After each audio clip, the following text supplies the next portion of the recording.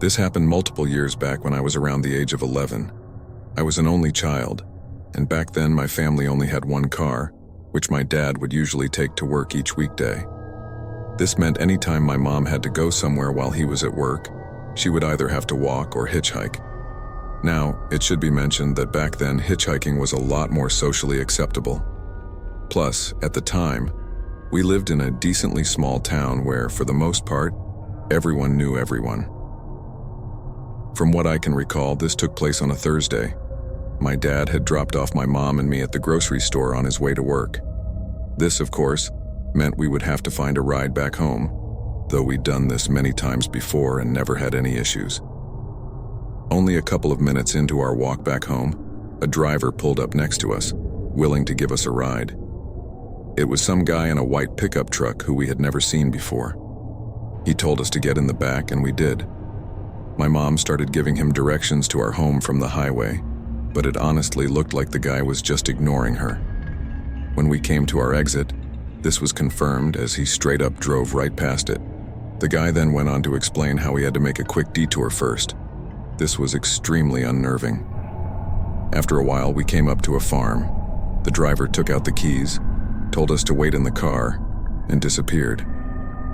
My mom clearly didn't know what to do. I mean, we couldn't just leave. We were in an unfamiliar area in the middle of nowhere. A few minutes later, the driver came back, but now with a second guy. The guy looks at us and starts flipping out, screaming at the driver. Now, I'm not sure if this is exactly what was said, but this is what I can remember. The guy screamed at the driver that he shouldn't have brought someone with a child, and that there's no way anything can happen now. From what I recall, more things along those lines were said, but like I just mentioned, I can't remember exactly. The driver then got back in the truck and apologized to us. My mom sternly told the man to take us back to where he had picked us up. She technically hadn't given him our address yet, and for obvious reasons, now did not want that information known. The drive back was done in complete silence. Looking back, my mom and I can both agree that the purpose for that stop was not as innocent as a simple detour. We honestly see ourselves as lucky for making it out of that situation.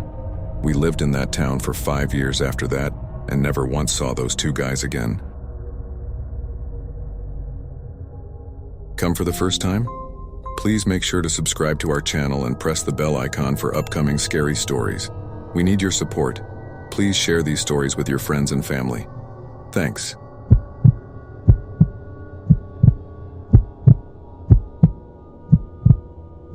This happened back when I was in college.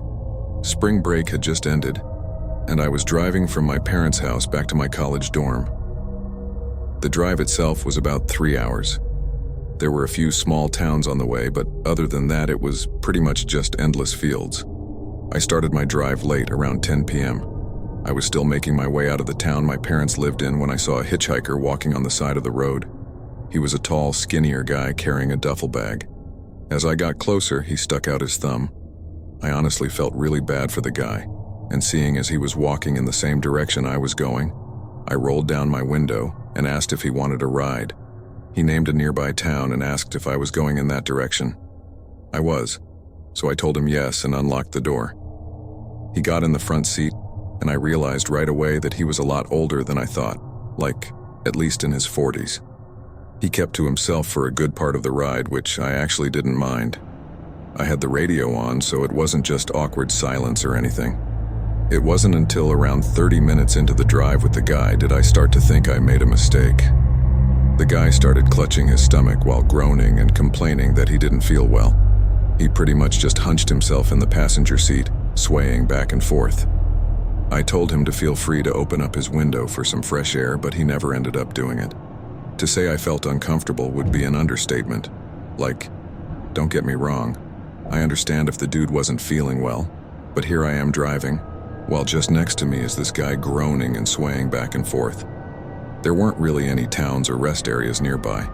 I didn't want to just tell the guy to get out and completely strand him in the middle of nowhere, so I kind of just sat there trying to focus on the radio. This went on for another 15 minutes when the guy said, "Dude, I really don't feel good. Can you take the third next exit?" This caught me off guard. Not the part about wanting to stop, I was more so expecting him to say that at some point, but the part about the exit, the guy specifically said the third next exit. I remember those being his exact words. In the moment, I obviously thought it was weird. If I myself were sick, I would be much quicker to want to just pull onto the side of the road or at the least take the very next exit. I asked the guy if he just wanted me to pull to the side of the road real quick, but he sternly told me no. This should have been a clear red flag, but I ultimately reasoned the specific exit he wanted me to take must have had a rest area I was unaware of, so I agreed. A few minutes later, I took the exit, but absolutely nowhere in sight was any kind of rest area. I started pulling to the side of the road when the guy said, No, keep going. We should go down a bit further." Again, this should have been a red flag I picked up on, but I did what he said. Eventually, he told me to stop. He got out and within seconds disappeared into the darkness. I waited for the guy to come back for a few minutes when I saw 5 hooded figures walking towards my vehicle, only revealed by the light of my headlights. They were clearly carrying weapons and now charging towards my vehicle. I threw the car in drive and started darting it in the other direction, but they actually started shooting at me. From what I recall, 5 gunshots were fired, 2 of which hit the back of my car, though even still I was able to get out of there. I didn't stop the rest of the way back. I did call the police and report it, but I never got any follow-up. When I made it back to my dorm, I would find the bullet holes in the back of my car. I think it's worth noting that one of them was only a couple inches from my tire, which makes me think whoever was shooting was aiming for the tires, but I'll never be able to know for sure. I don't fully know the motives of that hitchhiker that night, but at least to me, it's obvious he intentionally lured me into that specific spot, which, might I remind you, was nowhere near any type of civilization. I have since never picked up another hitchhiker.